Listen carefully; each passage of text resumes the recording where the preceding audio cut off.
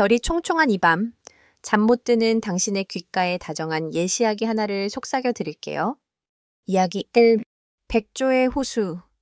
헌신적인 사랑과 깨어진 맹세의 비극. 백조의 호수 이야기는 독일 민담과 러시아의 전설을 바탕으로 한 발레극의 고전입니다. 이는 순수한 사랑, 마법적인 저주, 그리고 인간의 나약함이 초래하는 비극적인 운명을 다루는 서사입니다. 이 이야기는 헌신적인 사랑의 힘과 깨어진 맹세의 무게를 강조합니다. 옛날 옛적, 아름다운 성의 지그프리트라는 젊고 순수한 왕자가 살고 있었습니다. 왕자는 20살 생일을 맞이하여 어머니인 왕비로부터 성대한 축하연을 선물 받았습니다. 하지만 왕자는 왕비가 자신에게 신부감을 선택하라고 압박하는 것에 대해 깊은 고민에 빠져 있었습니다. 그는 형식적인 결혼보다는 진정한 사랑을 갈망하고 있었습니다. 축하연이 끝난 후 왕자는 고독을 느끼며 활을 들고 숲속으로 사냥을 나섰습니다. 그는 숲속 깊은 곳에서 신비로운 호수 하나를 발견했습니다. 달빛이 비치는 호수 위에는 아름다운 백조 무리가 우아하게 헤엄치고 있었는데 그 중에서도 가장 눈에 띄는 백조 한 마리가 있었습니다. 이 백조는 머리에 왕관을 쓰고 있었습니다. 왕자가 사냥을 멈추고 백조를 바라보고 있을 때 백조는 마법처럼 아름다운 여인의 모습으로 변했습니다. 그녀의 이름은 오데트였으며 그녀는 이웃 왕국의 공주였습니다. 오데트는 사악한 마법사 로트바르트의 저주에 걸려 낮에는 백조의 모습으로, 밤에만 잠시 인간의 모습으로 돌아올 수 있었습니다. 오데트는 왕자에게 자신의 슬픈 운명에 대해 이야기했습니다. 저주를 풀 수 있는 유일한 방법은 순결한 사랑을 아직 경험하지 못한 남자가 오데트에게 영원한 사랑을 맹세하고 그 맹세를 오직 그녀에게만 지키는 것이었습니다. 오데트의 순수한 아름다움과 비극적인 사연에 매료된 지그프리트 왕자는 그녀에게 첫눈에 반했습니다. 지그프리트 왕자는 망설임 없이 오데트에게 영원한 사랑을 맹세했습니다. 오데트여, 당신을 위해 나의 모든 것을 바치겠습니다. 나의 심장은 당신만의 것입니다. 나는 결코 이 맹세를 깨뜨리지 않을 것입니다. 오데트와 왕자는 깊은 사랑에 빠졌고 왕자는 다음 날 열리는 무도회에서 오데트를 자신의 신부로 공식적으로 발표하기로 약속했습니다. 하지만 사악한 마법사 로트바르트는 그들의 사랑을 방해하기 위해 계략을 꾸몄습니다. 무도회가 열리는 날 밤, 로트바르트는 자신의 딸 오딜을 오데트와 똑같은 모습으로 변신시켜 성으로 보냈습니다. 오딜은 검은 백조였으며 그녀의 아름다움은 오데트만큼 눈부셨지만 그 속에는 사악하고 교활한 본성이 숨겨져 있었습니다. 무도회장에 나타난 오딜은 모든 사람을 매료시켰습니다. 특히 지그프리트 왕자는 오딜이 자신이 사랑하는 오데트라고 철석같이 믿었습니다. 오딜의 관능적이고 대담한 춤은 왕자의 이성을 마비시켰습니다. 왕자는 오딜이 자신의 오데트라고 확신하고 그녀에게 영원한 사랑을 맹세했습니다.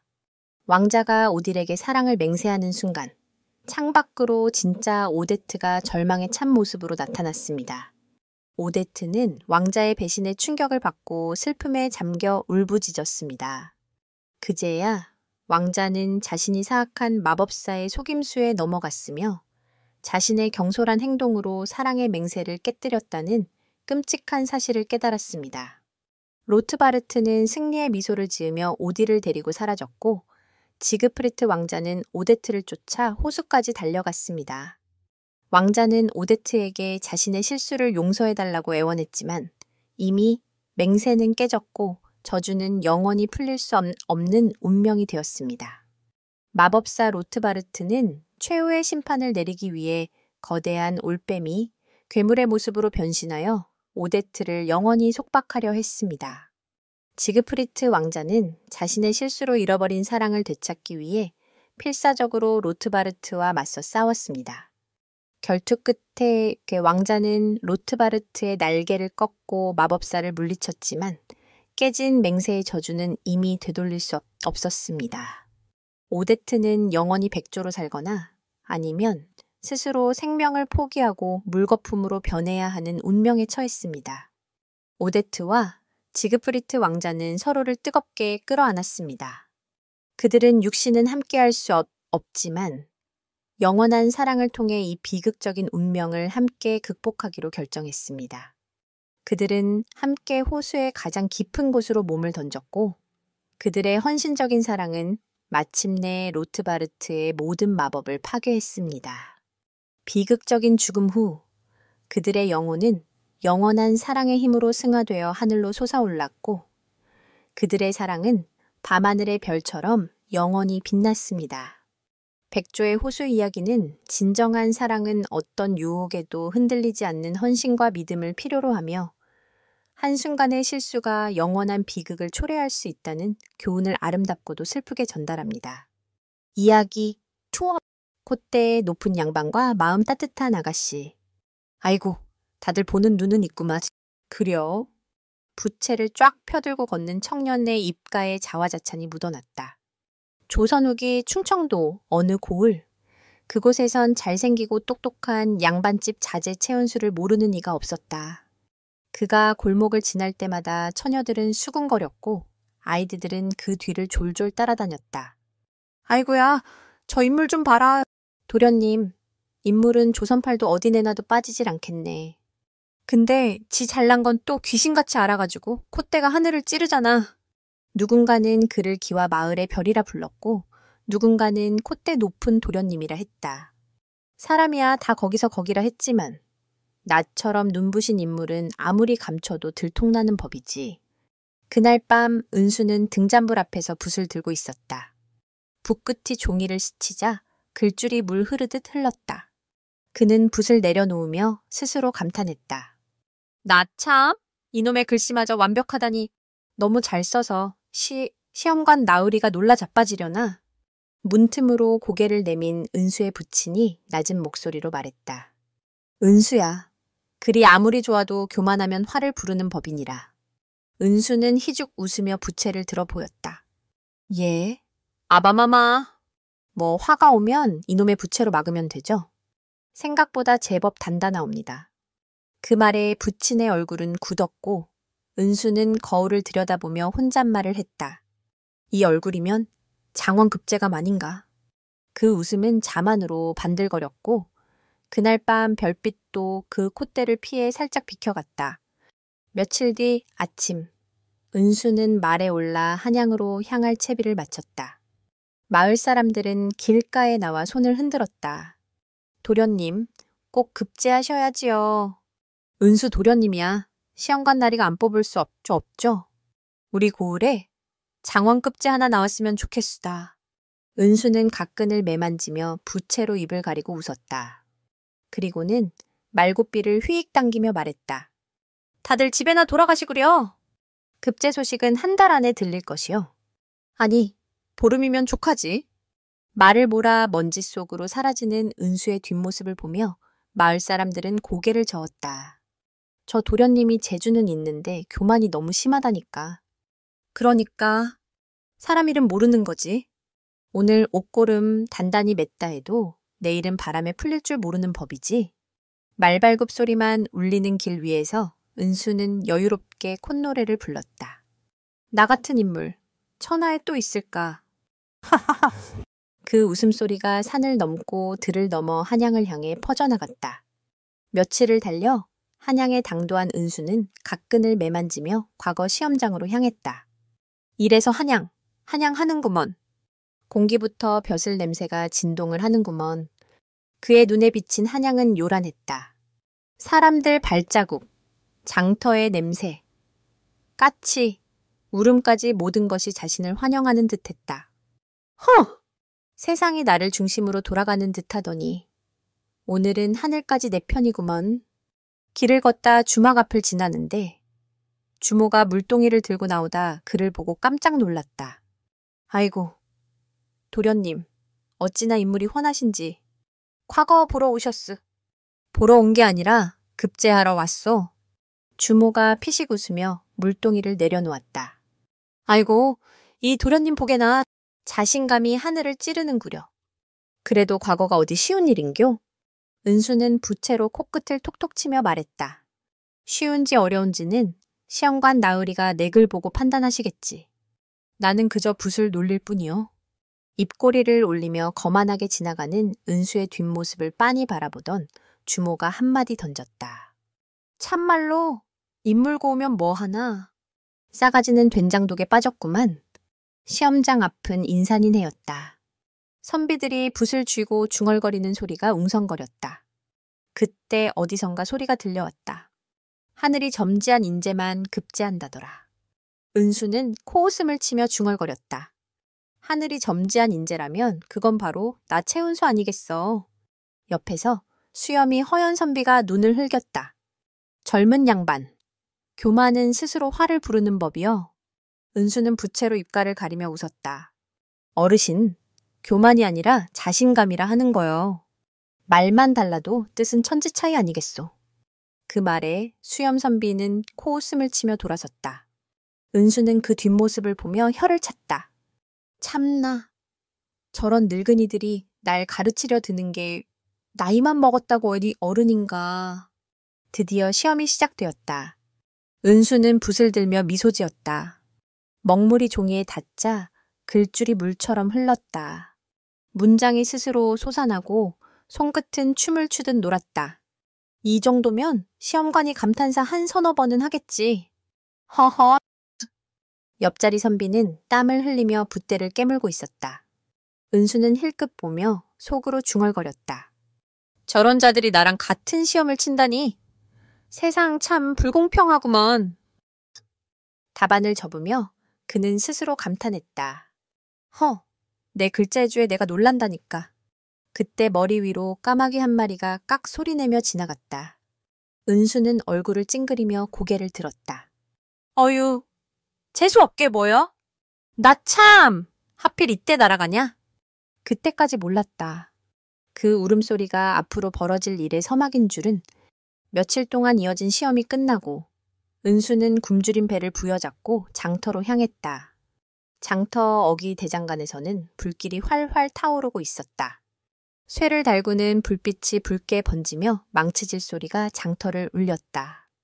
은수는 부채를 흔들며 그 앞을 지나가고 있었다. 그가 콧노래를 흥얼거리던 찰나 대장장이가 이글거리는 쇠덩이를 집게로 들고 망치를 내리쳤다. 그런데 그 순간 불똥이 툭 튀더니 이글이글한 쇠조각 하나가 휙 하고 공중을 갈랐다. 그 조각은 바람을 가르며 빙글 한 바퀴 돌더니 하필이면 은수의 정수리를 딱 하고 후려쳤다. 순간 은수의 눈앞에 별이 수십 개 터지더니 그대로 뒤로 고꾸라졌다. 두 팔은 벌려지고 갓은 허공을 돌며 나부꼈다. 그의 입에서는 마지막으로 한마디가 새어나왔다. 이게 뭔 날벼락이여? 그리고 그대로 땅바닥에 쿵 하고 쓰러졌다. 아이고야, 불덩이가 사람 머리를 쳤다. 세상에, 숨은 붙어 있는겨. 살았나. 기척 좀 봐라. 대장장이가 눈을 부릅떴다. 이거 참 환장하겠네. 내가 소외되신 사람 머리를 두들겼단 말이야. 그 사이 은수는 하늘을 멍하니 바라보며 중얼거렸다. 이게 뭔... 그 말을 끝으로 은수의 몸은 축 늘어진 채 정신을 잃었다. 부채는 허공을 돌며 장터 한복판에 떨어졌다.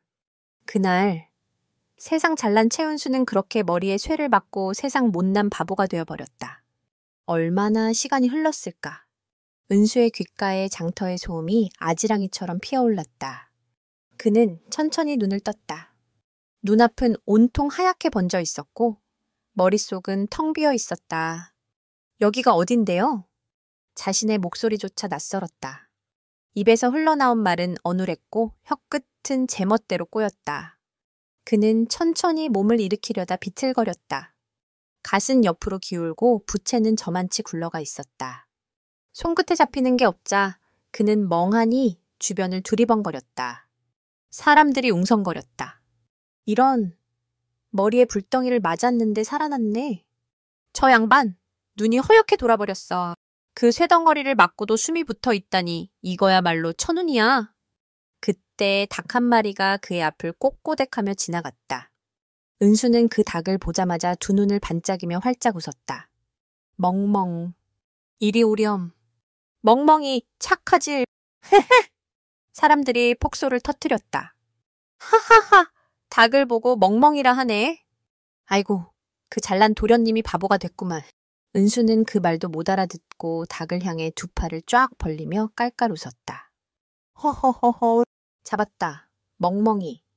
닭은 놀라 날개를 퍼덕이며 달아났고 은수는 비틀비틀 그 뒤를 쫓았다. 발이 꼬여 그대로 앞으로 고꾸라지자 땅바닥에서 흙먼지가 풀썩 일었다. 그가 흙바닥에 엎드린 채 실실 웃었다. 헤헤, 하늘이 왜 이렇게 도는 거야? 주변 사람들이 걱정 반 웃음 반으로 다가왔다. 아니, 선비 양반, 괜찮은 거요. 은수는 허공을 보며 배를 쓰다듬었다. 아주머님, 저 배고파요. 밥 좀 주시오. 사람들은 서로 마주보며 피식 웃었다. 그 잘난 양반이 이제는 장터의 바보가 되어버린 것이었다. 은수는 자기가 누군지도 왜 여기에 있는지도 알지 못했다. 그저 침을 질질 흘리며 깔깔 웃는 5살 아이 같은 사내만이 그 자리에 남아 있었다. 그날 이후 은수는 한양 장터의 꽃거지가 되었다. 머리는 불에 그슬린 듯 여기저기 타들어갔고 도포자락은 재와 먼지로 얼룩져 있었다. 장터 주모가 구멍난 낡은 옷을 은수 앞으로 휙 던지며 말했다. 허참, 그 잘난 인물도 머리에 돌 한 방 맞으니 사람 꼴이 이 지경이 되는구먼. 이제 그 고운 가시랑 도포는 벗어두고 이거나 걸쳐봐. 지금 내 꼴엔 이 옷이 제격이야. 은수는 그 옷을 받아 입더니 입꼬리를 올려 실실 웃었다. 주는 거예요. 참말로 고맙구만요. 그날부터 은수는 매일같이 장터를 돌아다녔다. 사람들 틈에 끼어 손뼉을 치고 아이들과 함께 깔깔 웃고 가끔은 혼잣말로 중얼거렸다. 이 세상은 참말로 예쁘구만요. 그의 눈은 세상 모든 것이 새로웠다. 길바닥의 돌멩이도 바람에 흩날리는 먼지도 국밥 냄새조차 꽃향기 같았다. 잘난 머리는 사라졌지만 그 자리에 이상할 만큼 순한 미소 하나가 피어 있었다. 그 무렵 충청도 차대감 댁은 뒤집어졌다. 과거를 보러 한양으로 떠난 은수가 기별 한 장 없이 깜깜 소식이었던 것이다. 처음엔 시험이 길어지겠지 하며 기다렸으나 보름이 지나도 달이 바뀌어도 은수의 소식은 들리지 않았다. 차대감은 마당을 서성이며 하인에게 명했다. 당장 사람을 올려보내라. 한양 장터든 주막이든 시험장이든 어디서든 내 자식을 찾아오라. 하인은 한양으로 올라갔다. 며칠 뒤 먼 길을 달려 돌아온 그는 그 자리에 주저앉아 고개를 숙였다. 대감마님, 도련님께서 과거에 급제하셨다 하옵니다. 뭐라? 우리 은수가 급제를 했다고? 예. 허나 그 뒤로 자취를 감추셨다 하옵니다. 시험 후에 어디로 갔는지 그 누구도 아는 자가 없사옵니다. 순간 차대감의 얼굴이 하얗게 질렸다. 대감의 아내는 기둥에 몸을 기대며 흐느꼈다. 하늘도 무심하시지. 그리 곱고 총명한 아이를 어찌하여. 아직 모른다. 살아있다. 내 아들은 죽지 않았어. 차대감은 떨리는 손으로 부채를 부여잡았다. 그러나 그 부채 끝이 미세하게 흔들렸다. 그날 밤 차대감 댁은 등잔불 아래 울음이 끊이질 않았다. 하인들은 숨죽여 서 있었고 마루 위엔 은수가 쓰다 남긴 책과 붓이 그대로 놓여 있었다. 그날도 은수는 장터 어귀를 어슬렁거리고 있었다. 허름한 옷자락엔 먼지가 수북이 쌓였고 손에는 아무것도 들지 않았지만 얼굴엔 웃음이 활짝 번져 있었다. 허허! 오늘도 하늘이 곱구만요. 햇님이 나보고 방금 웃는 것 같네. 그러다 국밥집 앞을 지나던 은수는 갑자기 방귀를 뿡 뀌더니 스스로 배를 잡고 깔깔 웃었다. 다들 들었어. 이게 바로 벼슬길 나팔 소리요. 냄새는 또 한양까지 퍼지겠네. 그 소리에 국밥집 주모가 국자를 번쩍 들고 뛰쳐나왔다. 이 바보놈이 또 여기서 방귀 뀌고 앉았네. 남의 가게 앞에서 냄새 풍기고 첫 빠졌냐. 어서 저리 썩 꺼지지 못해. 은수는 머리를 극적이며 해맑게 웃었다. 그럼 남기신 밥이라도 조금만 주시면 안 될까요? 주모는 팔짱을 끼고 그를 위아래로 훑어보더니 코웃음을 치며 말했다. 허참, 입은 거저 놀리니 밥 대신 욕이나 실컷 먹어라잉. 그 말만 남기고 주모는 안으로 들어가 버렸다. 은수는 배를 부여잡고 땅바닥에 털썩 주저앉았다. 그러고는 손가락으로 흙바닥을 긁기 시작했다. 그의 손끝에서 이상하게도 글줄이 술술 흘러나왔다. 이게 무슨 글자인지 모르겠는데 손이 저절로 나가네. 내가 원래 천재였던가벼. 그는 중얼거리며 웃고 있었다. 그때 멀지 않은 곳에서 갑자기 다급한 외침이 들려왔다. 제발 살려주시옴. 사람들이 웅성거리며 모여들었다. 징검다리 아래 얕은 물가에서 허리가 굽은 노인이 미끄러져 허우적대고 있었다. 어이쿠야, 저 노인 물에 빠졌네. 이런 어쩌냐. 힘이 빠져 일어나질 못하시는구먼. 하지만 사람들은 다들 손만 휘젓고 있을 뿐 누구 하나 나서지 않았다. 그때 은수가 두 눈을 동그랗게 뜨며 외쳤다. 어르신, 놀지 말고 나와요. 그러다 감기 걸리시겠네. 사람들이 킥 웃었다. 허허, 저 바보 또 헛소리하네. 하지만 은수는 아랑곳하지 않았다.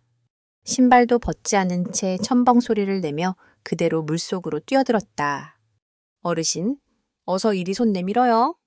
은수는 물을 가르며 노인에게 다가가 두 손으로 꽉 붙잡았다. 온몸이 진흙투성이가 되었지만 그는 이를 악물고 끌어당겼다. 요샤! 요샤! 허! 됐수다. 이리로, 이리로. 노인을 끌어올린 은수는 헉헉거리며 노인의 등을 툭툭 두드렸다. 어르신, 물 많이 잡수셨겠구만요. 오늘 저녁은 안 잡수셔도 되겠수다. 사람들이 박수를 치며 웅성거렸다. 야, 저 바보가 사람 하나 살렸구만. 돌 맞은 머리라도 마음만은 고운가벼. 노인은 젖은 옷자락을 털며 은수를 바라보았다. 거짓골이 따로 없었지만 그 웃음만큼은 햇살처럼 따뜻했다. 자네 이름이 어찌 되나? 은수는 머리를 극적이며 빙긋 웃었다. 몰라요. 다들 그냥 바보라 하더만요. 노인은 잠시 말을 잃더니 은수의 손을 꼭 붙잡았다.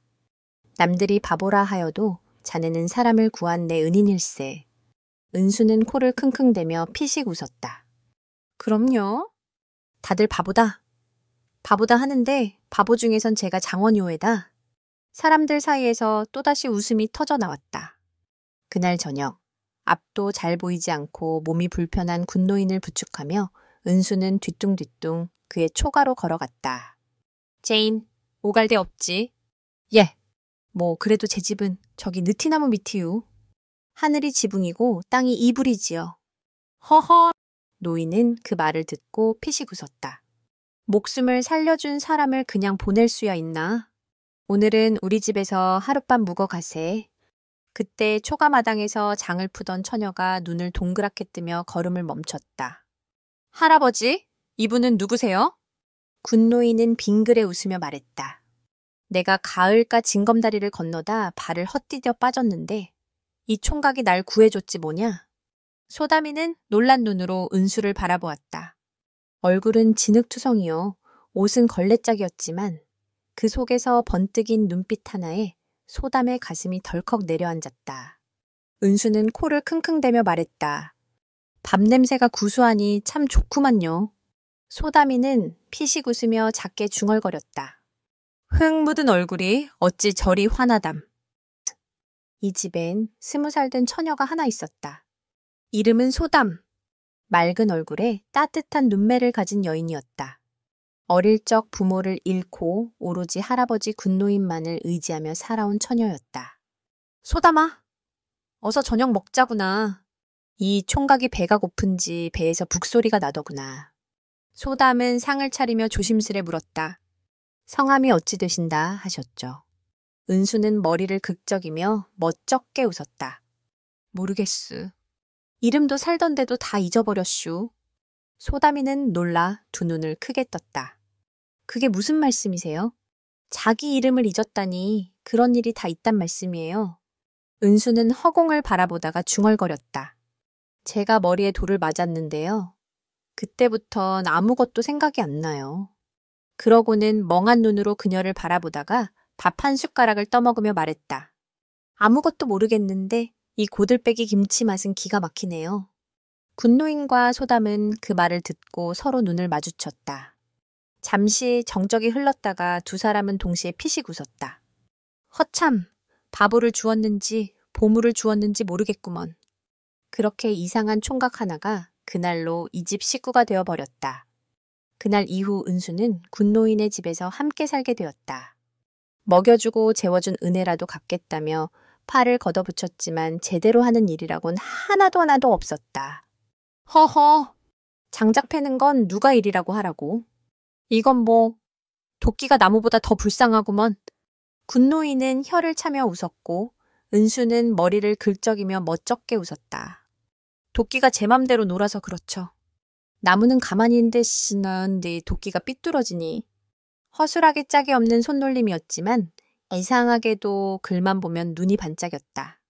책을 거꾸로 들어도 줄줄 읽어내리니 군노인이 눈을 동그랗게 뜨며 감탄했다.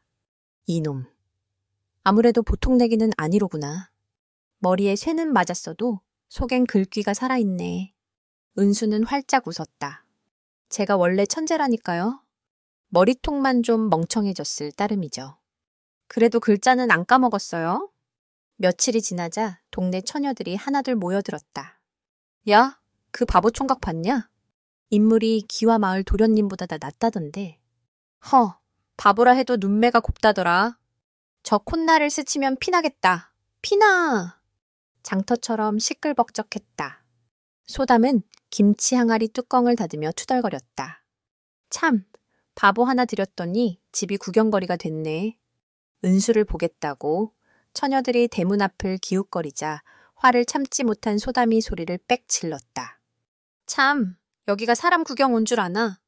바보 구경 왔으면 돈이라도 내고 보시든가. 구경이 공짜인 줄 아슈. 그 말에 처녀들이 깔깔 웃으며 흩어졌다. 소담은 여전히 인상을 잔뜩 찌푸리고 있었다. 그 모습을 본 군노인이 허허 웃으며 말했다. 우리 소담이 속이 들끓네. 들끓어? 어째 바보 하나 때문에 부엌불보다 뜨겁구먼. 소담은 얼굴을 붉히며 툭 내뱉었다. 누가 그렇대요? 그저 보기 싫어서 그런 거지 뭐. 군노인은 피식 웃었다. 허허. 보기 싫은데 문 밖에서 떠드는 소리엔 귀가 솔깃하구나. 소담은 그제야 얼굴을 돌리며 작은 목소리로 중얼거렸다. 보기 싫은 건 맞는데 괜히 신경이 쓰이네. 참말로. 그 사이 은수는 마당에서 닭이랑 씨름을 했다. 거봐요. 이기면 밥 한 술 더 주시오. 자, 덤벼보시오.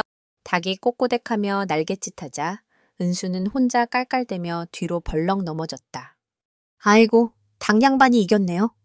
공평하게 밥을 나눠 먹어야겠네. 그 광경에 군노인은 배꼽을 잡고 웃었다. 저놈은 세상 걱정이 없구먼. 닭하고도 저리 잘도 노는구만. 어느 날 소담이 떡을 쪄 장에 나갈 채비를 하자 은수가 눈을 반짝였다. 그거 제가 들게요. 제가 이래봬도 힘은 장사요. 잘 들어요.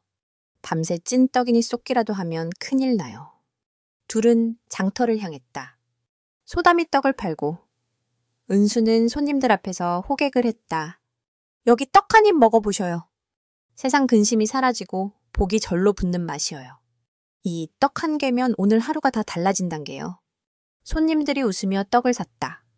소담은 얼굴이 붉게 달아올라 고개를 숙였다. 허참, 창피하게 왜 그런 소리를 해요? 진심인걸요. 은수가 떡 하나를 집어 입에 넣으며 진지하게 말했다. 내가 먹어본 세상 음식 중에 이게 제일 맛나요. 거짓말 안 보태고잉. 그 눈빛이 너무나 진심이라 소담의 귀 끝이 붉게 물들었다. 계절이 바뀌고 두 사람은 함께 밥을 짓고 빨래를 널고 가을가에 나가 발을 담갔다. 소담이 물을 튀기자 은수가 내 옷 다 젖었잖소. 하며 따라 튀겼다. 둘은 가을가 바위에 앉아 마주 웃었다. 내가 늘 말했지. 그 해벌쭉한 웃음 좀 고치라고. 사람들이 바보라 놀리잖아. 은수는 그 말에 해맑게 웃었다. 뭐, 바보면 어떠요? 세상 다 바보라 해도 소담이 만나 바보라 안 하면 되는겨. 그것만으로도 충분하유. 며칠 뒤 하늘이 무너질 듯 비가 퍼부었다. 군노인이 장에 나간다고 하자 은수가 벌떡 일어났다. 어르신, 제가 다녀올게요. 두부 한 모랑 무 하나면 되죠. 그러나 산길은 생각보다 험했다. 빗물에 흙길이 질퍽거렸고 은수는 미끄러운 바위에서 발을 헛디뎠다. 아이고! 비에 젖은 흙길을 대굴대굴 굴러떨어진 은수. 두부 보자기는 공중에 날렸고 무는 저 아래로 굴러갔다. 비는 그치지 않았고 그 뒤로 아무 소식도 없었다. 그날 밤 소담과 군노인은 초가 안에서 두 손을 꼭 모았다. 제발 무슨 일 없어야 할 텐데. 소담의 목소리가 떨렸다. 그놈 반드시 걸어 다시 올게야. 워낙 복도 많은 놈이니까. 군노인이 소담의 어깨를 토닥였다. 다음 날 장대비가 그치고 햇살이 퍼졌다. 새소리가 들려오는 산속. 축축한 흙 위에 은수가 누워 있었다. 눈부신 햇빛에 눈을 찡그리며 그는 천천히 일어났다. 이마를 짚자 따뜻한 피가 굳어 있었다. 여기가 어디요? 주위를 둘러보던 그는 갑자기 머릿속을 번쩍 스치는 기억들에 몸을 굳혔다. 장터의 불길, 시험장, 부채, 까마귀의 울음, 모든 게 물결처럼 밀려왔다. 착! 은수! 그의 입술이 떨렸다. 그래, 내 이름은 채은수였어. 은수는 자신의 손을 천천히 바라봤다. 굳은 살 박인 손. 그러나 그 속엔 예전의 자신이 고스란히 깃들어 있었다. 그동안 내가 대체 못하고 있었던 개냐? 그의 눈에 묘한 미소가 번졌다. 바보의 웃음이 아니었다. 다시 양반 채은수의 눈빛이었다. 한참을 걸어 마침내 은수는 군노인의 초가 앞에 섰다. 낡은 대문 사이로 익숙한 장독대가 보였다. 그 아래 소담이 고무래를 들고 마당을 쓸고 있었다. 그의 그림자를 느낀 듯 소담이 고개를 들었다. 그 순간 두 사람의 눈이 마주쳤다. 소담의 손에서 고무래가 탁 하고 떨어졌다. 그녀의 눈이 휘둥그레졌다. 진흙투성이로 웃던 바보 총각이 이제는 선비의 눈빛으로 서 있었다. 소담의 입술이 파르르 떨렸다. 도대체 어디 있었던 거야? 그새 무슨 일이... 은수가 잔잔하게 미소를 지었다. 그동안 덕분에 살았어. 나는 채은수라는 사람이요. 소담은 숨을 꿀꺽 삼켰다. 그럼 정령 기억이 다 돌아온 거예요. 은수는 천천히 고개를 끄덕였다. 이제야 알겠소. 내가 누군지, 왜 여기에 왔는지 다 기억났소. 소담의 눈가에 눈물이 맺혔다. 목소리가 떨렸다. 그럼 이제 떠나시는 거네요. 은수는 한참 동안 말이 없었다. 그리고 조용히 고개를 숙였다. 예, 돌아가야 하오. 나를 기다리는 집이 있으니 말끝이 잠겼다. 그의 눈엔 고마움과 슬픔이 함께 어렸다. 그날 밤 달빛이 마당을 은은히 비추고 있었다. 은수는 집신을 고쳐 신으며 문 앞에 섰다. 소담은 그의 뒤를 따라 나왔다. 하루만 더 계시지요? 아직 비냄새도 다 가시지 않았는걸요. 은수는 조용히 미소 지었다. 이 마음도, 이 은혜도 평생 잊지 않겠소. 당신의 손길이 내 생을 살렸소. 그가 돌아서자 소담이 떨리는 목소리로 불렀다. 잠깐, 은수다리! 그가 걸음을 멈췄다. 소담의 목소리가 달빛 속에 울렸다. 이 길로 다시는 안 올 거죠. 그냥 바보로 살아주면 안 돼요. 그래서 내 곁에 있어 주면 안 될까요? 소담의 목소리가 잠겼다. 바보였을 때가 더 좋았는데... 은수는 천천히 돌아보았다. 그의 얼굴엔 슬픈 미소가 번졌다. 나도 그랬어? 그때의 세상은 참 따뜻했지. 그는 잠시 숨을 고르더니 또박또박 말했다. 약조하리다. 채은수라는 놈. 헛말은 안 하는 놈이요. 꼭 다시 돌아오겠소. 그가 한 걸음 다가섰다. 그러니 딴 놈한테 눈 돌리지 말고 기다려주시오. 소담은 눈물을 훔치며 고개를 끄덕였다. 그 말 꼭 지키셔야 해요. 며칠 뒤 한양의 차대감 댁은 떠들썩했다. 죽은 줄 알았던 아들이 돌아온 것이다. 사람들은 기적이라 하며 몰려들었다. 하지만 은수의 눈엔 그 화려한 사랑채보다 작은 초가의 마루가 먼저 떠올랐다. 그날 밤 등잔불 앞에서 그는 붓을 들었다. 먹을 듬뿍 묻혀 천천히 글을 써 내려갔다. 하늘이 내게 글을 주어 글을 쓰게 하였고 인연이 내게 마음을 주어 사람을 알게 하였다. 마지막 획을 마친 뒤 은수는 미소를 지었다. 그리고 조용히 속삭였다. 소담이, 내 마음속 첫 번째 시는 그대여. 며칠 뒤, 세상 오만방자하던 채은수는 온데간데 없었다. 대신 눈빛이 부드럽고 말 한마디에도 온기가 배어나는 넓은 마음의 선비가 되어 있었다. 은수는 아버지 차대감께 그간의 일을 낱낱이 고했다. 장터에서 쇠에 맞아 정신을 잃은 일, 군노인과 소담이 자신을 거두어 살려준 일, 그리고 그 집에서 보낸 따스한 나날들을 조곤조곤 들려드렸다. 차대감은 한동안 말이 없었다가 천천히 부채를 내려놓았다. 머리에 돌을 맞았다더니 이놈 돌로 정신이 든 모양이로구나. 허허허. 뒤에서 있던 하인들이 낄낄거리며 수군댔다. 그래요. 이제야 사람 됐지 뭐야. 허허. 돌도 제대로 맞으면 약이 된다더니 참말이네. 그 말에 은수는 웃음을 터뜨렸다. 그 돌 덕에 제가 눈을 새로 떴지요. 사람이 밥처럼 따뜻해야 산다는 걸 그제야 알았습니다. 차대감이 흐뭇하게 고개를 끄덕였다. 쪼다.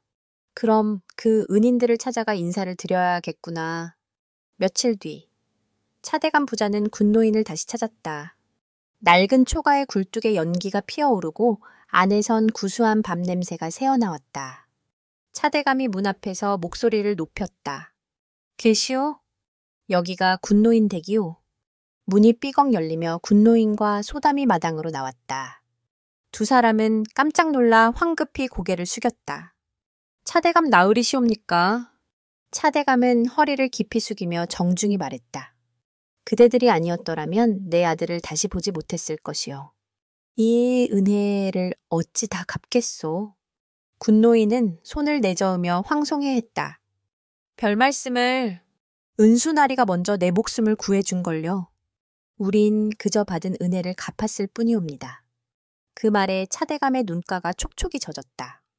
그때 은수가 앞으로 나서더니 소담을 바라보며 조용히 입을 열었다. 소담아. 그의 목소리는 더 이상 어눌하지 않았다. 이제 나랑 함께 가시오. 할아버님 모시고 우리 집으로 가자 하오. 소담은 깜짝 놀라 얼굴이 새빨개졌다. 아니요. 그럴 순 없어요. 저희는 평민이옵니다. 양반 댁 문턱을 넘는 게 어디 쉬운 일인가요? 그때 차대감이 호탕하게 웃음을 터뜨렸다. 이놈이 그대들 아니었으면 벌써 저승길 갔을 터인데 무슨 평민이여 어쨌다는 게요. 내겐 벼슬보다 은인이 귀하오. 신분 따위 허울은 이 집 문 안에서 필요 없소이다. 군노인은 감격에 겨워 눈시울을 붉혔다. 대감 나으리 이런 황송한 말씀을 다 하시니 몸둘 바를 모르겠소. 그때 은수가 소담의 손을 조심스레 잡았다. 봤지요? 그가 살짝 웃으며 말했다. 내가 장원 급제한 놈이라니까요. 바보가 돼도 글은 술술 읽었잖소. 소담이 웃음을 터뜨리며 손을 툭 쳤다. 참, 시작이네. 잘난 채는 돌에 맞아도 안 죽는다니까요. 차대감은 그 모습을 보고 흐뭇하게 웃었다. 허허허, 이번엔 그 잘난 채가 귀엽구나. 이 아비가 보기에도 말이야. 해가 저물었다. 초가마당엔 따뜻한 밤냄새가 감돌고 군노인과 차대감 그리고 은수와 소담이 한 상에 둘러앉았다. 차대감이 술잔을 들며 말했다. 오늘은 좋은 날이여. 아들도 돌아왔고 은인들도 만났으니 이보다 더한 경사가 참 어디 있겠소. 군노인도 잔을 받으며 고개를 숙였다. 과분한 대접이옵니다. 나으리. 은수는 소담을 바라보며 조용히 말했다. 예전엔 세상이 내 중심인 줄 알았어. 그런데 이젠 그대 하나면 족하오. 소담이 부끄럽게 고개를 숙였다. 그 말 참말이죠. 참말이지? 이번엔 돌이 아니라 하늘이 내린 복이요. 군노인이 웃으며 잔을 높이 들었다. 허허! 그럼 오늘은 돌 대신 술잔을 부딪힙시다. 네, 사람의 웃음소리가 초가를 가득 채웠다. 그렇게 세상 잘난 양반 채은수는 세상에서 가장 따뜻한 사람으로 돌아와 진짜 장원을 이루었다. 이 이야기는 진정한 지혜가 머릿속 지식이 아닌 따뜻한 마음에 있으며 가장 큰 성공은 명예가 아닌 인간다운 삶이라는 교훈을 줍니다. 주인공 채은수는 자신의 재능을 믿고 교만했지만 모든 것을 잃는 사고를 겪은 뒤에야 비로소 겸손과 사랑의 가치를 깨닫게 됩니다. 결국 이 이야기는 인생의 진짜 장원이란 더 나은 사람이 되어 진실한 인연을 얻는 것임을 아름답게 보여줍니다. 이야기 3. 피터 레빗. 무모한 호기심과 어머니의 훈계. 피터 레빗 이야기는 영국의 작가 베아트릭스 포터가 창작한 고전 동화로 호기심 많고 장난기 넘치는 어린 토끼 피터가 어머니의 경고를 무시하고 위험한 행동을 저지르면서 겪게 되는 아슬아슬한 모험과 그 교훈을 담고 있습니다. 이 이야기는 규칙 준수와 위험 감수의 경계를 다룹니다. 숲속 커다란 나무 밑에 플롭시, 몹시, 코튼테일, 그리고 말썽꾸러기 피터라는 4마리의 어린 토끼와 그들의 어머니가 살고 있었습니다. 토끼 어머니는 아이들에게 항상 조심하라고 가르쳤습니다. 얘들아, 절대 맥그리거 아저씨의 밭에는 가지 마라. 너희 아버지가 그곳에서 파이의 재료가 되었단다. 피터의 세 누나들은 순종적이었고 어머니의 경고를 잘 따랐습니다. 그들은 얌전하게 산딸기를 따거나 나무잎을 주웠습니다. 하지만 피터는 달랐습니다. 그는 호기심이 많았고 맥그리거 아저씨의 밭에 있는 싱싱한 채소들의 유혹을 떨쳐버릴 수 없었습니다. 어머니가 시장에 간 사이 피터는 누나들의 만류를 뿌리치고 맥그리거 아저씨의 밭으로 몰래 들어갔습니다. 밭은 피터가 상상했던 것보다 훨씬 더 매력적이었습니다. 그는 양상추, 콩, 그리고 순무 등을 허겁지겁 먹어치웠습니다. 피터가 순무를 먹고 있을 때 갑자기 맥그리거 아저씨가 나타났습니다. 맥그리거 아저씨는 토끼들을 잡는 데 혈안이 되어 있었고 피터를 발견하자마자 괭이를 들고 쫓아오기 시작했습니다. 피터는 공포에 질려 밭을 가로질러 도망쳤습니다. 그는 방향 감각을 잃고 덤불 속과 채소밭 사이를 이리저리 뛰어다녔습니다. 피터는 맥그리거 아저씨의 신발이 발 바로 뒤를 쫓아오는 소리에 숨이 막힐 지경이었습니다. 맥그리거 아저씨의 쫓김을 피해 피터는 그만 커다란 물뿌리개에 숨어버렸습니다. 그러나 물뿌리가의 안에는 물이 가득 차 있었고 피터는 오랫동안 그 안에 있을 수 없었습니다. 맥그리거 아저씨는 밭을 수색하며 피터를 찾았고 물뿌리가의 근처를 지나갈 때 피터가 재채기를 하는 바람에 위치가 발각되었습니다. 피터는 물뿌리개에서 튀어나와 맹렬하게 도망쳤습니다. 그는 맥그리거 아저씨의 손에 잡힐 뻔했고 도망치는 과정에서 그의 파란색 재킷과 신발 한 짝을 잃어버렸습니다. 맥그리거 아저씨는 피터의 재킷과 신발을 잡아 그것들을 토끼들을 겁주기 위한 허수아비에 사용했습니다. 피터는 맥그리거 아저씨의 집 현관까지 도망쳤습니다. 그는 열린 문으로 들어가 벽장 속에 숨으려 했지만 맥그리거 아저씨가 벽장문을 닫아버리는 바람에 갇히게 되었습니다. 피터는 절망했지만 용기를 내어 창문 밖으로 도망치려 했으나 창문은 너무 높았습니다. 맥그리거 아저씨는 쥐덫으로 피터를 잡으려 했지만 피터는 간신히 몸을 피했습니다. 피터는 아저씨의 집 안에서 길을 잃고 헤매다가 그가 가장 두려워했던 장소, 즉 그의 아버지가 파이가 되었던 부엌까지 들어갔습니다. 부엌에서 피터는 우는 어머니의 모습을 한 고양이를 만났지만 고양이는 단지 웅크리고 있었을 뿐 피터를 돕지 않았습니다. 마침내 피터는 집 안을 헤매다가 뒷문으로 나가는 길을 발견했습니다. 그는 간신히 맥그리거 아저씨의 집 밖으로 탈출했고 아저씨는 피터를 쫓다가 포기했습니다. 피터는 맥그리거 아저씨의 밭을 영원히 떠나기로 맹세하며 자신의 집을 향해 필사적으로 달렸습니다. 피터는 간신히 집으로 돌아왔을 때 그는 온몸이 지쳐 있었고 옷도 다 잃은 채였습니다. 어머니는 아들이 돌아온 것에 대해 안심했지만 피터의 몰골을 보고는 그의 무단 침입을 눈치챘습니다. 어머니는 피터의 무모한 행동에 벌을 내렸습니다. 피터는 그날 밤 잃어버린 옷과 신발 대신 약을 먹고 침대에 누워야 했습니다. 그의 누나들은 맛있는 저녁 식사빵, 우유, 산딸기를 즐겼지만 피터는 홀로 벌을 받았습니다. 이후 피터는 맥그리거 아저씨의 밭에 다시는 가지 않았습니다. 그는 자신의 무모함이 가져온 위험을 뼈저리게 깨달았습니다. 피터 래빗 이야기는 단순하지만 호기심과 재미를 위해 규칙을 어기고 위험을 감수할 때 결국 그 대가는 자기 자신이 치러야 한다는 교훈을 아이들에게 명확하게 전달하는 고전입니다. 이야기 4.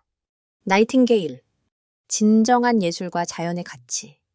나이팅게일 이야기는 한스 크리스티안 안데르센의 동화로 인공적인 것과 자연적인 것, 물질적인 가치와 예술의 진정한 가치를 대비시키며 자연의 순수하고 진실된 아름다움이 인간의 삶에 얼마나 큰 위로와 감동을 주는지를 탐구합니다. 중국 황제의 궁궐은 세상에서 가장 화려하고 호화로웠습니다. 궁궐 전체가 자기와 보석으로 장식되어져 있었고 황제의 정원은 너무나 넓어서 정원사가 아무리 설명해도 그 끝을 다 이해할 수 없을 정도였습니다. 그러나 이 모든 화려함보다 더 유명했던 것은 바로 궁궐 근처 숲에 살고 있던 작은 새, 나이팅게일의 노래였습니다. 나이팅게일의 노래는 너무나 아름답고 감동적이어서 그 노래를 들은 사람들은 눈물을 흘렸습니다. 황제는 자신의 궁궐에 나이팅게일이 살고 있다는 사실을 자랑스럽게 여겼지만 정작 자신은 그 새를 본 적이 없었습니다. 어느 날 황제는 외국에서 온 사신들을 통해 나이팅게일의 존재와 노래를 들었습니다. 황제는 당장 나이팅게일을 궁궐로 데려와 자신의 앞에서 노래를 부르게 하라고 명령했습니다. 신하들은 나이팅게일을 찾기 위해 숲속으로 들어갔고 마침내 작은 회색 새인 나이팅게일을 발견했습니다. 나이팅게일은 궁궐로 잡혀와 황제 앞에서 노래를 불렀습니다. 그녀의 노래는 너무나 감동적이어서 황제는 눈물을 흘렸습니다. 나이팅게일의 노래는 황제의 모든 근심과 외로움을 씻어주었습니다. 황제는 나이팅게일에게 황금 세장과 궁궐에서의 호화로운 생활을 제공했습니다. 나이팅게일은 궁궐에서 행복하게 살았지만 그녀는 곧 궁궐의 인공적인 환경에 지쳐가기 시작했습니다. 그녀는 넓은 숲과 자유를 그리워했습니다. 얼마 후 황제에게 일본의 황제로부터 증이한 선물이 도착했습니다. 그것은 보석으로 장식되고 금으로 만들어진 인공 나이팅게일이었습니다. 이 인공새는 황제의 태엽을 감아주면 정교하게 움직이며 아름다운 노래를 불렀습니다. 황제는 인공 나이팅게일의 정교함에 매료되었습니다.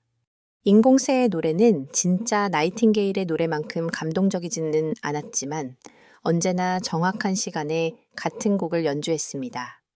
황제는 인공새가 예측 가능하고 통제가 가능하다는 사실을 마음에 들어 했습니다. 결국 황제는 진짜 나이팅게일을 잊었고 인공새의 노래에만 빠져들었습니다. 진짜 나이팅게일은 이 상황을 보고 슬픔을 느꼈습니다.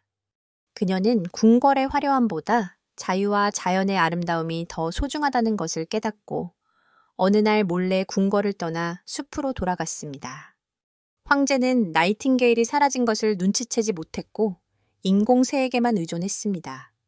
그러나 인공새는 기계였기에 시간이 흐르자 태엽이 마모되어 망가졌고 결국 노래를 멈추었습니다. 황제는 인공새의 침묵 속에서 깊은 외로움과 공허함을 느꼈습니다. 세월이 흘러 황제는 중병에 걸렸고 곧 죽음을 맞이하게 되었습니다. 죽음의 그림자가 황제를 덮쳤을 때 황제는 생명의 마지막 희망조차 잃고 절망에 빠졌습니다.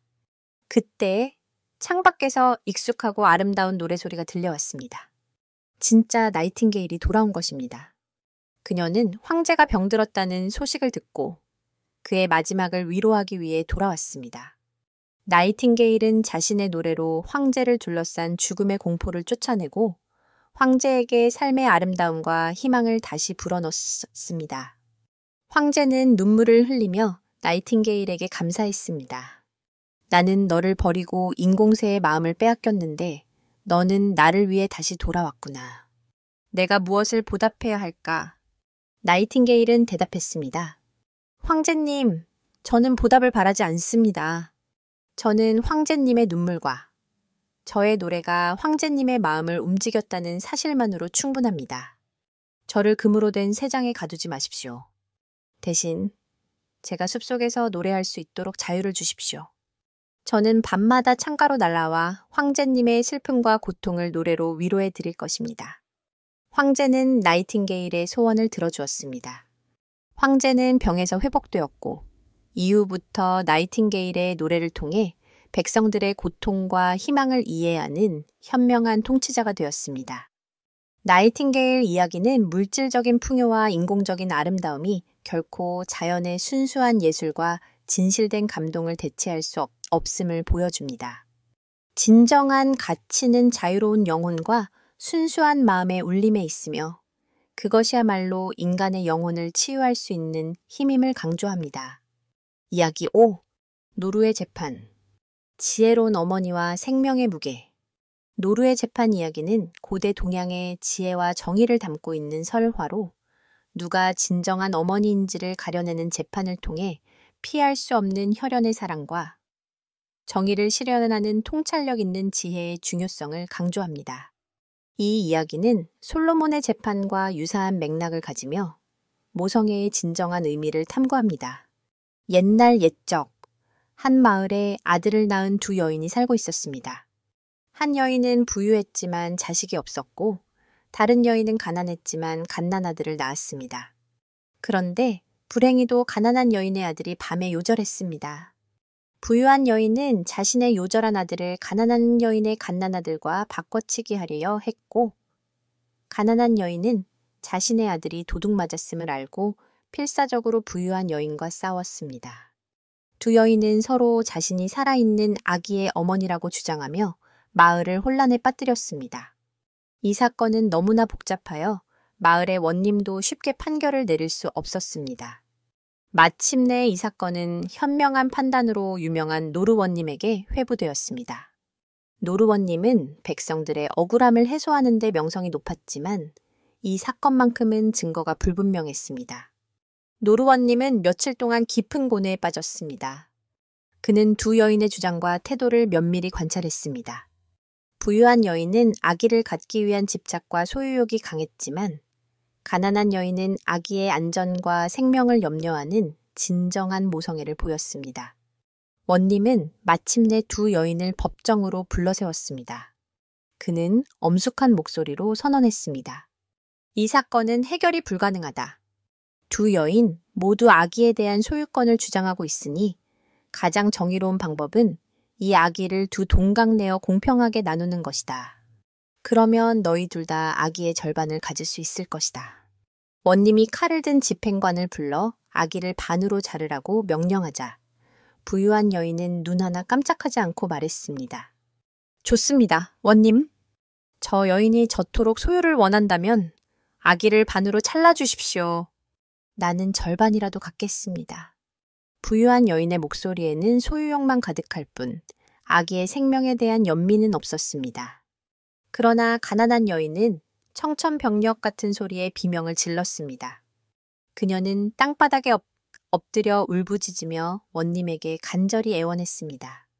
원님, 제발 맙소사. 차라리 아기를 저 부유한 여인에게 통째로 주십시오. 제가 아기를 낳았으니 아기의 생명이 얼마나 소중한지 압니다. 아기가 죽는 것보다 차라리 제가 소유권을 포기하는 것이 낫습니다.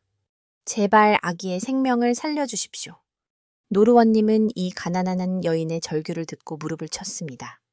그는 즉시 칼을 든 집행관을 멈추게 하고 판결을 내렸습니다. 이 재판의 진정한 어머니는 바로 이 가난한 여인이다. 진정한 어머니는 아기의 소유권을 주장하기보다 아기의 생명을 지키기 위해 자신의 모든 것을 포기할 수 있는 사람이다.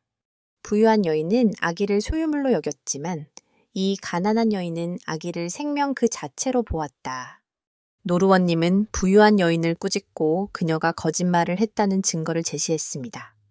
그녀는 결국 자신의 죄를 인정했고 가난한 여인은 자신의 아들을 되찾을 수 있었습니다.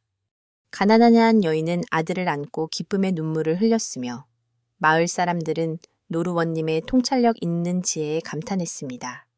노르의 재판 이야기는 소유와 혈연의 관계를 넘어 진정한 사랑과 책임감이 모성애의 핵심임을 보여줍니다. 생명을 존중하고 보호하려는 헌신적인 마음이 무엇보다 중요하다는 깊은 교훈을 담고 있습니다. 이야기 셋, 날 떠지. 희생으로 영원히 빛나다. 달토끼의 이야기는 한국, 중국, 일본 등 동양 문화권에 널리 퍼져 있는 신화로 희생적인 선행을 베푼 토끼가 신의 인정을 받아 달에 살게 되었다는 전설입니다. 이 이야기는 이타적인 희생과 자비심의 숭고한 가치를 강조합니다. 아주 먼 옛날, 세상이 평화롭고 신령스러운 존재들이 인간과 함께 살아가던 시절, 숲속에는 여우, 원숭이, 그리고 토끼 세 친구가 함께 살고 있었습니다. 이들은 서로 의지하며 살았지만 각기 다른 성품을 가지고 있었습니다. 여우는 교활했고 원숭이는 장난기가 많았으며 토끼는 가장 순수하고 착한 마음을 가지고 있었습니다. 어느 날, 이 세 친구를 시험하기 위해 천상에서 옥황상제가 인간의 모습으로 변장하여 지상으로 내려왔습니다. 옥황상제는 늙고 굶주린 노인의 모습으로 변하여 세 친구가 사는 숲 근처에 앉아 쉬고 있었습니다. 여우와 원숭이, 그리고 토끼는 노인이 배고파 보인다는 것을 알고 그에게 먹을 것을 대접하기로 했습니다. 여우는 자신의 교활한 지혜를 사용하여 강가에서 물고기를 낚아왔고 원숭이는 민첩하게 나무 위로 올라가 귀한 과일과 밤을 따왔습니다. 그들은 노인에게 자신들이 구한 먹을 것을 자랑스럽게 내밀었습니다. 이제 토끼의 차례였습니다. 토끼는 숲속을 아무리 돌아다녀도 다른 친구들처럼 재주를 부려 특별한 먹을 것을 구할 수 없었습니다. 토끼는 자신이 노인에게 드릴 만한 마땅한 음식을 찾지 못했다는 사실에 깊은 슬픔을 느꼈습니다. 토끼는 자신의 능력으로는 노인에게 아무런 도움도 줄 수 없다는 것을 깨달았습니다. 하지만 노인의 굶주림을 외면할 수 없었습니다. 토끼는 잠시 생각에 잠기더니 마지막 결심을 했습니다. 토끼는 마른 풀과 나뭇가지들을 모아 불을 피우기 시작했습니다. 여우와 원숭이는 토끼가 대체 무엇을 하려는지 궁금해하며 토끼를 바라보았습니다. 불이 활활 타오르자 토끼는 노인에게 다가가 고개를 숙여 말했습니다. 노인장님, 저는 여우나 원숭이처럼 지혜롭거나 재주가 뛰어나지 못합니다. 제가 가진 것은 이 몸뚱이뿐입니다. 제가 스스로 이 불 속에 뛰어들어 익을 것입니다. 노인장님께서는 저의 이 몸으로 배를 채우십시오. 이 말을 마친 토끼는 주저하지 않고 타오르는 불 속으로 몸을 던졌습니다. 토끼의 숭고한 희생에 여우와 원숭이는 충격을 받았고 노인은 갑자기 본래의 모습인 옥황상제로 변신했습니다. 옥황상제는 눈물을 글썽이며 말했습니다. 짐은 너희 세 친구의 마음을 시험하기 위해 여기에 왔다. 여우와 원숭이의 노력도 훌륭하지만 토끼의 이타적인 희생은 세상의 어떤 보물보다 고귀하구나. 그는 자신의 생명을 바쳐 다른 이의 고통을 덜어주려 했다. 이 세상에 이보다 더 위대한 선행은 없다. 옥황상제는 불 속에서 토끼의 시신을 꺼냈습니다. 토끼는 불에 타지 않고 깨끗한 모습 그대로였습니다. 옥황상제는 토끼의 숭고한 희생을 세상 사람들이 영원히 기억하도록 하기 위해 토끼를 달로 데리고 갔습니다. 옥황상제는 토끼를 달의 가장 밝은 부분에 살게 했고 그에게 영원한 생명을 부여했습니다. 오늘날까지도 밤하늘의 달을 올려다보면 절구통 앞에서 떡방아를 찢는 토끼의 그림자를 볼 수 있다고 합니다. 이 토끼가 바로 희생을 통해 영원히 빛나는 달 토끼입니다. 토끼가 찢는 떡은 인류의 굶주림을 달래주기 위해 바친 희생의 상징이라고 전해집니다. 달토끼의 이야기는 물질적 능력이나 재주가 아닌 이타적인 희생과 자비심이 진정한 선행이며 그 숭고한 행동은 하늘로부터 영원한 축복과 인정을 받는다는 동양의 깊은 가르침을 전달합니다. 이야기 7. 로빈슨 크루소, 고독 속의 생존과 문명의 힘.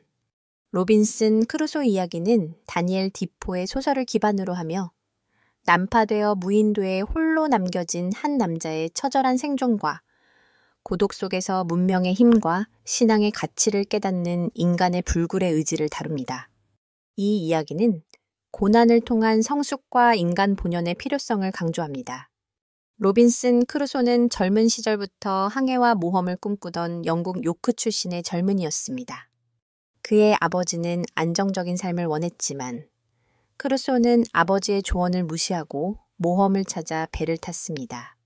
그의 첫 항해는 성공적이지 못했고 결국 아프리카 해안에서 해적들에게 납치당하는 비극을 겪었습니다. 그는 노예로 팔려갔다가 탈출하는 등 수많은 고난을 겪었지만 모험에 대한 그의 열망은 식지 않았습니다. 마침내 크루소는 브라질에 정착하여 농장을 일구었지만 더 큰 이익을 위해 노예 무역선에 합류했습니다. 그리고 1959년 그의 배는 폭풍우를 만나 난파되었고 크루소만이 홀로 살아남아 남미 해안 근처의 무인도에 표류하게 되었습니다. 무인도에 혼자 남겨진 크루소는 절망에 빠졌습니다. 그는 주변에 사람이 아무도 없다는 사실과 자신이 세상으로부터 완전히 단절되었다는 고독감에 몸부림쳤습니다. 그러나 크루소는 곧 정신을 차리고 생존을 위한 싸움을 시작했습니다. 그는 난파된 배에서 필요한 물품들을 건져냈습니다.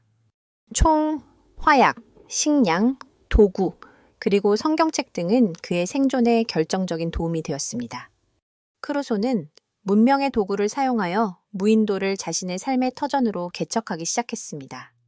그는 나무 위에 요새를 짓고 밭을 갈아 곡식을 심었으며 염소를 길러 고기와 우유를 얻었습니다. 크루소의 생존 방식은 철저히 문명의 질서를 따랐습니다. 그는 시간을 측정하기 위해 나무에 날짜를 새겼고 일기를 썼으며 자신의 삶에 규칙과 질서를 부여했습니다. 고독 속에서도 인간의 이성과 노동력이 얼마나 위대한지를 증명하려 했습니다. 고독한 무인도 생활은 크루소에게 깊은 성찰의 시간을 주었습니다. 그는 난파선에서 건져낸 성경책을 읽으며 신앙심을 키웠고 자신이 과거에 저질렀던 모든 어리석음과 탐욕을 참여했습니다. 그는 자신의 삶이 신의 자비와 섭리 아래 있다는 것을 깨닫고 고난 속에서 영적으로 성숙해졌습니다. 24년이라는 긴 세월이 흐른 후 크루소는 해변에서 사람의 발자국을 발견하고 경악했습니다. 그 발자국은 식인종의 것이었습니다. 크루소는 공포에 질렸지만 이 사건은 그가 완전히 혼자가 아니라는 사실을 깨닫게 해 주었습니다. 며칠 후 식인종들이 희생자를 데려와 의식을 치르는 광경을 목격한 크루소는 용기를 내어 식인종들을 공격하고 포로 한 명을 구출했습니다. 크루소는 그 포로에게 금요일 에프리데이라는 이름을 붙여주고 문명을 가르치며 자신의 충실한 조력자로 삼았습니다. 프라이데이와의 만남은 크루소에게 고독을 이겨내고 인간관계를 회복할 수 있는 구원의 순간이었습니다. 크루소와 프라이데이는 함께 무인도 생활을 지속했고 마침내 28년 만에 섬에 도착한 영국의 배를 만나게 되었습니다. 크루소는 배의 선장에게 도움을 주었고 마침내 고향으로 돌아갈 수 있게 되었습니다. 크루소가 고향 영국으로 돌아왔을 때 그는 이미 늙고 낯선 사람이 되어 있었습니다. 그는 자신의 모든 재산을 찾았고 무인도에서의 경험을 통해 얻은 지혜와 신앙을 바탕으로 새로운 삶을 시작했습니다. 로빈슨 크루소 이야기는 고독과 절망 속에서도 인간의 이성, 노동, 그리고 신앙이라는 문명적 가치들이 어떻게 생존을 가능하게 하는지를 보여줍니다. 진정한 풍요는 물질적인 소유가 아니라 인간의 지혜와 불굴의 정신, 그리고 타인과의 관계 속에서 얻어진다는 것을 크루소의 28년간의 고독한 삶을 통해 깨닫게 해줍니다. 이야기 8. 바보 이반, 단순함과 정직함의 승리. 바보 이반 이야기는 러시아의 데무노 레프 톨스토이가 지필한 민담으로 세상의 영악함과 탐욕에 대항하는 순수한 단순함과 정직함의 가치를 강조합니다. 이 이야기는 복잡한 세상에서 진정한 힘은 소박한 도덕성에 있음을 보여줍니다. 옛날 옛적, 부유한 상인에게는 세 아들이 있었습니다.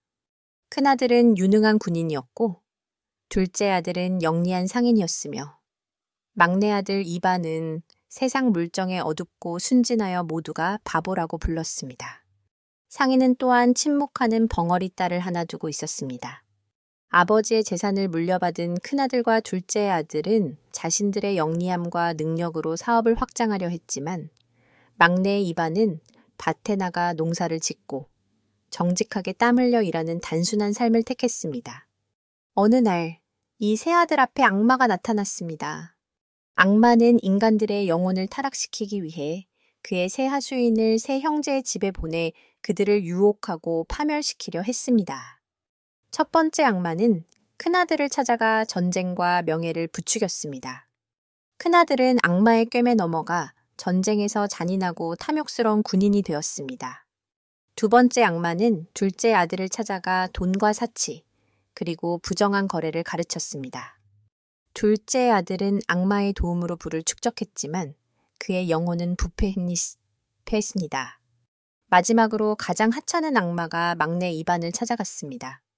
이 악마는 이반을 유혹할 방법이 없었습니다. 이반은 돈과 권력, 명예에 관심이 없었기 때문입니다. 이반은 밭에서 일하는 것을 가장 행복하게 여겼습니다. 악마가 이반에게 그마나 높은 직책을 제안해도 이반은 그것이 내가 땀 흘려 얻은 것이 아니니 나는 필요 없다, 음료 없다 라며 거절했습니다.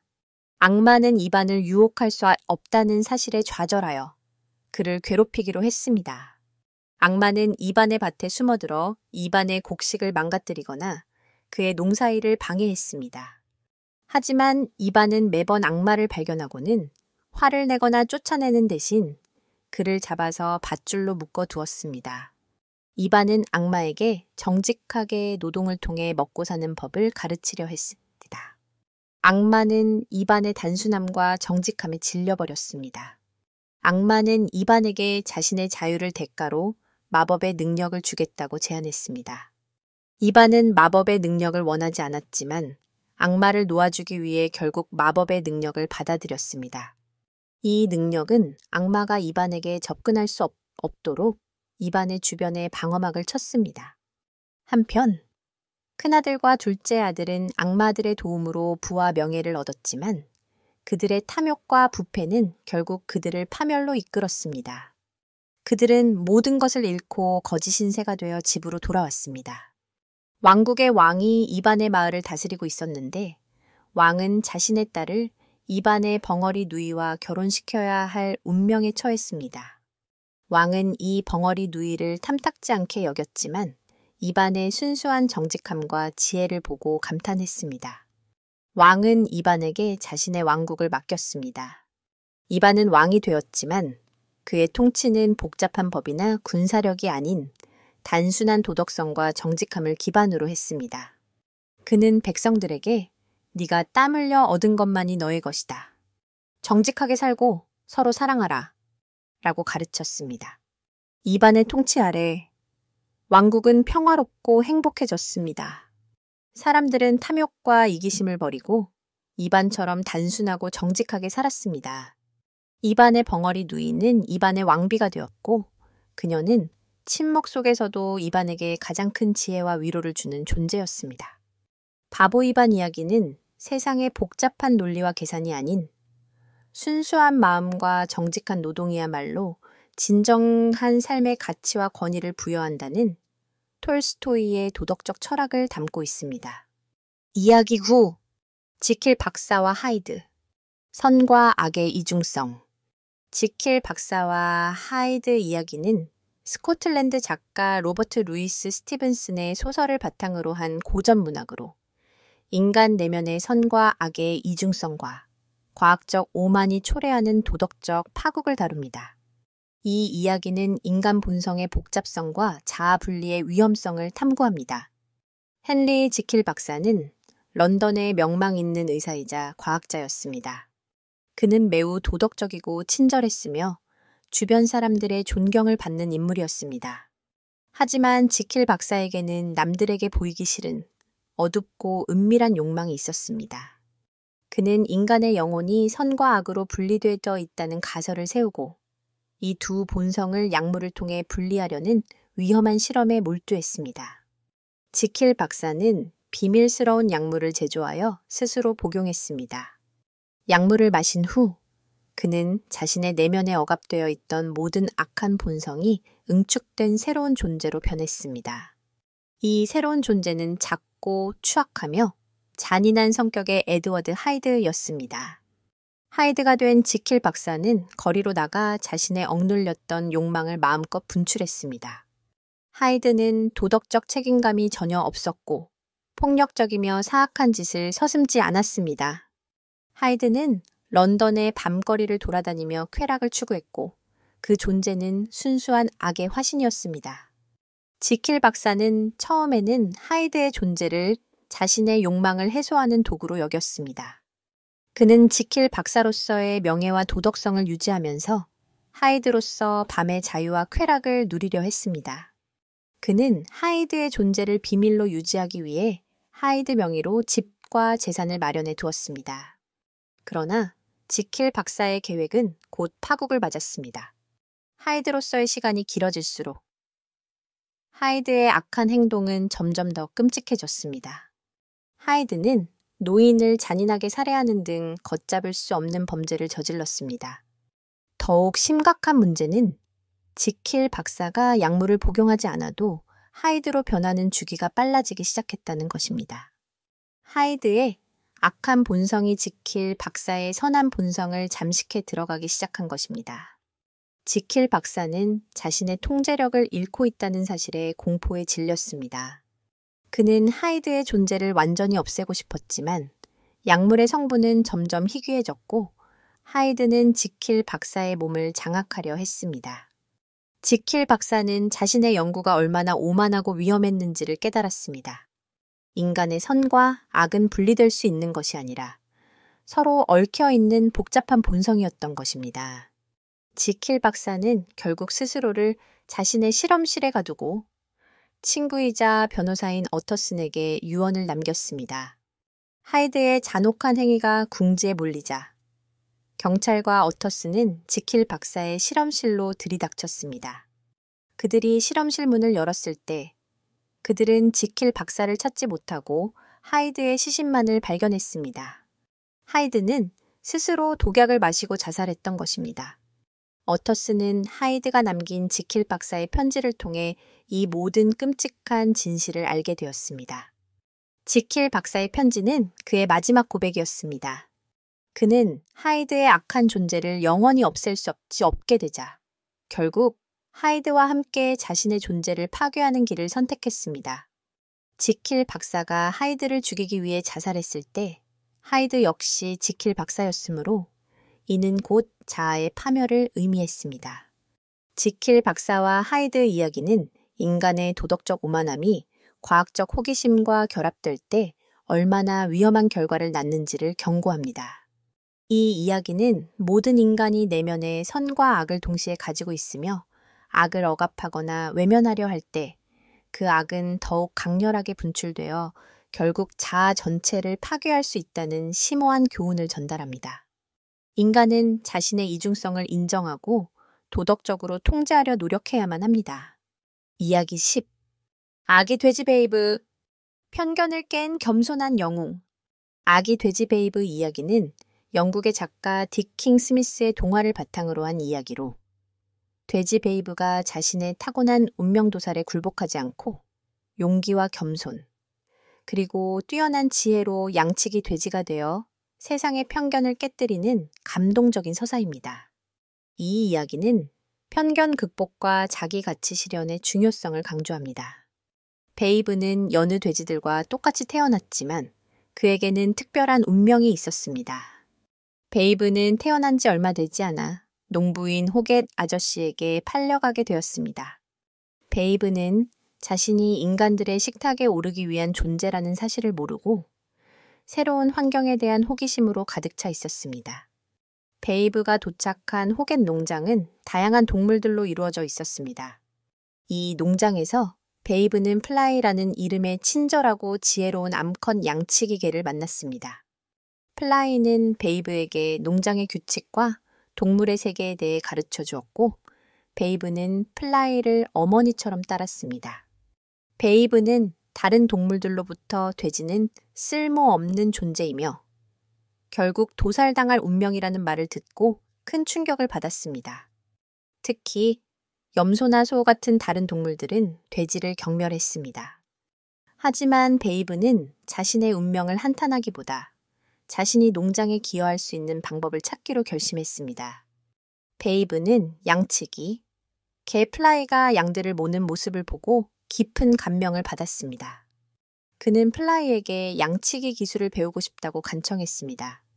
플라이는 처음에는 돼지가 양치기를 한다는 것은 불가능하다고 생각했지만 베이브의 순수하고 진실된 열정에 감동하여 그에게 양치기의 기술을 가르쳐 주었습니다. 플라이는 양들에게 무서운 목소리와 위협적인 행동으로 복종을 강요했지만 베이브는 달랐습니다. 베이브는 양들에게 다가가 부드럽고 친절한 목소리로 말을 걸었습니다. 부탁해요, 양들아. 내가 원하는 곳으로 와주지 않을래? 양들은 양치기 개들의 위협적인 명령에는 반항했지만 베이브의 진심 어린 부탁에는 순순히 따랐습니다. 베이브는 폭력이나 강압이 아닌 존중과 대화를 통해 양들을 다루는 새로운 방식을 발견했습니다. 베이브의 양치기 기술은 호겟 아저씨의 눈에 띄었습니다.